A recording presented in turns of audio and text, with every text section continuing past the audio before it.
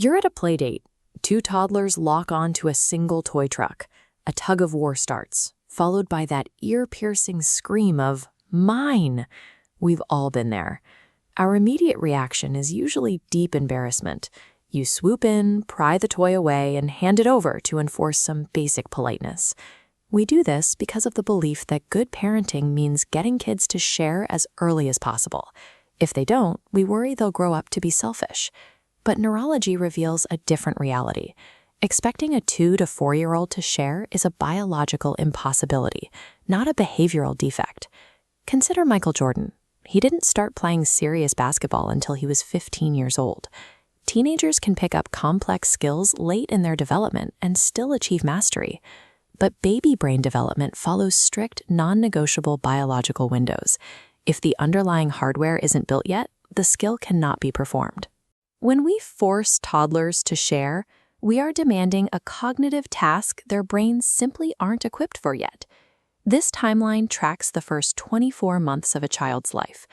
Right around the 18-month mark, you see this massive spike. This is the moment a toddler discovers they are an independent being, separate from their caregivers.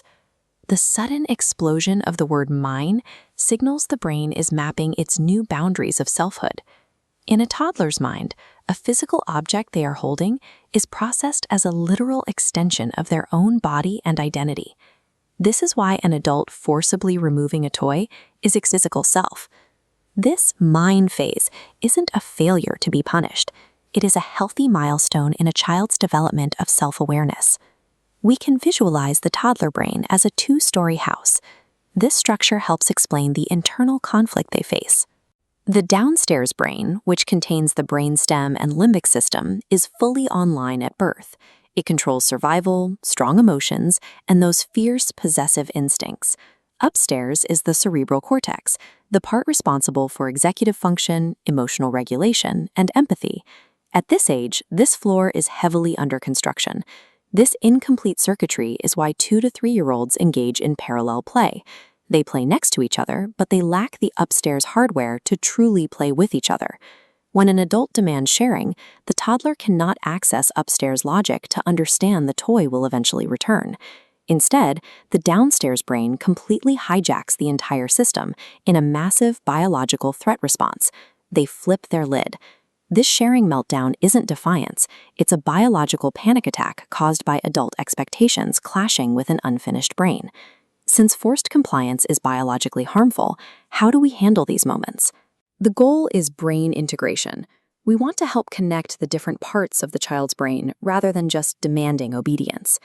Using a strategy called Name It to Tame It, you start by connecting with the child's emotional right brain. You validate their frustration or their intense desire for the toy. Simply verbalizing the emotion out loud causes a real-time neurological shift. Chaotic energy begins migrating from the lower emotional center upward into the structured language centers. This validation acts as an emergency off switch for the downstairs threat response, finally allowing the child to access their reasoning skills. Once the child is calm, you can begin scaffolding empathy. Gently guide them to look at the other child's face and identify their sadness. This process relies on serve and return, the back and forth interactions that physically build brain architecture. Observing a crying peer fires up mirror neurons, forcing the upstairs brain to flex its new empathy muscles. The hardest part is the wait. Adults must pause to give the toddler's brain the necessary seconds to process the data and formulate an empathetic response.